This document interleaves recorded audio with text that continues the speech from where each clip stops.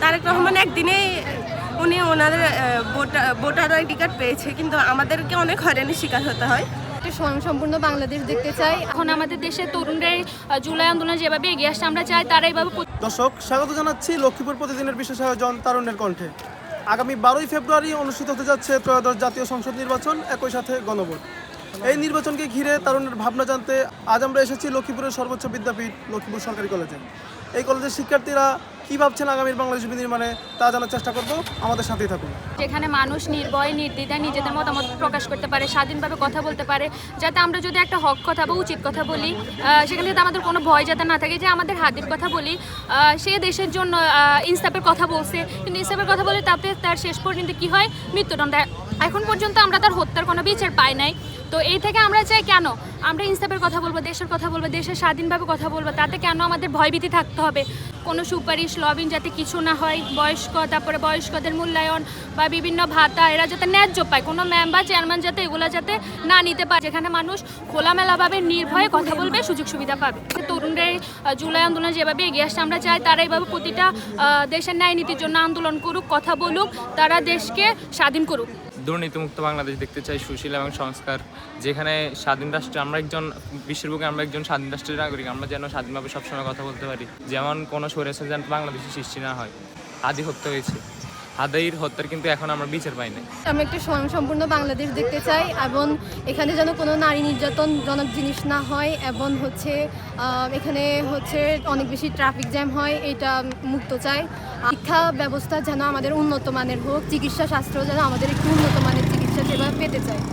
আমি প্রত্যাশা করি বাংলাদেশ এমন একটা রাষ্ট্র হোক যেখানে গণতন্ত্র না, খেলাফত কায়েম হোক, যেখানে নারী পুরুষ সে যেই একটা অধিকার আছে, যেমন পুরুষের একটা পর্দা আছে, নারীর একটা পর্দা আছে, আমি চাই উভয় পর্দায় থাকুক।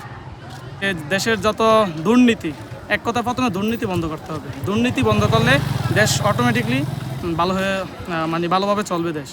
আমরা চাচ্ছি যে ট্রাফিকটা যেন কম থাকে, অনেক সিরিয়াস সিচুয়েশনে আমরা আটকা পড়ে যাই। ইদানিং মোস্টলি লক্ষ্য করা যায় যে অনেক সময় অ্যাম্বুলেন্সগুলো ট্রাফিকে আটকে যায়, যেন ওই জিনিসটা থেকে আমরা কভার আপ করতে পারি নতুন বাংলাদেশে। যেন আমি সর্বপ্রথম ওইটাই চাই, যানজটমুক্ত বাংলাদেশ। আগামী বাংলাদেশে নতুন কোনো স্বৈরাচার নতুনভাবে গড়ে উঠতে না পারে, রাষ্ট্র সঠিকভাবে সংস্কার করা হোক এবং রাষ্ট্রের মধ্যে যেন অন্য কোনো স্বৈরাচার তৈরি হতে না পারে, সেই সকল ব্যবস্থা বন্ধ করা হোক। আমি এমন একটা সরকার চাই যেটা বিগত বছরগুলোতে খুন দর্শন হয়েছিল, সেগুলো সব বিচার চাই আগামীতে। যারা ছাত্র জনতার জীবনের বিনিময় এবং শত শত ছাত্র জনতার অঙ্গহানির বিনিময়ে আমরা একটি ফ্যাসিবাদ মুক্ত বাংলাদেশ পাই, তাহলেই ৭১ কিংবা ২৪ দুটাই একই সুতে গাঁথা। কাজী একটাকে বাদ দিয়ে আরেকটাকে উন করে বাংলাদেশে পলিটিক্স করা যাবে না। বাংলাদেশে পলিটিক্স করতে হলে অবশ্যই ৭১ এবং ২৪কে উন করেই পলিটিক্স করতে হবে, এবং আগামীর যেই রাজনীতি সেটা তরুণ প্রজন্ম নির্ভর হতে হবে, এবং তরুণ প্রজন্মকে সর্বোচ্চ প্রাধান্য দিয়ে সারা বাংলাদেশের রাজনীতি করতে হবে, তাহলে দেশ এবং জাতি এগিয়ে যাবে। কোনো অন্যায় কাজ করার জন্য আমরা যেন জোর জবরদস্তি না করি, সবাই যেন সবার স্বাধীনতাটা পায় এবং সবার নিরাপত্তা, সব মানুষের একটা নিরাপত্তা নিশ্চিত হোক। আগামীর বাংলাদেশে যাতে নারীরা স্বাধীনভাবে বাঁচতে পারে, এটাই প্রত্যাশা করি। আর যাতে নারীরা যাতে নিজেদের ইচ্ছা পর্যন্ত ওই উঁচু পর্যন্ত উঠতে পারে। কলেজের ছাত্র রাজনীতি ওগুলো আপ করতে হবে, কারণ আমরা কলেজে আসি পড়াশোনা করার জন্য, কোনো ছাত্ররা রাজনীতি করার জন্য আসি না। আর আপনার এই চাঁদাবাজি, দুর্নীতিবাজ এগুলো বন্ধ করতে হবে, সবার সমান অধিকার দিতে হবে। চাই বাংলাদেশে নারীরা যেন কোথাও হয়রানি না হয়, যেন অফলাইন অনলাইন সকল জায়গায় যারা সুরক্ষিত থাকে, একদম সাইবার বুলিং একটা মুক্ত বাংলাদেশ চাই আমরা।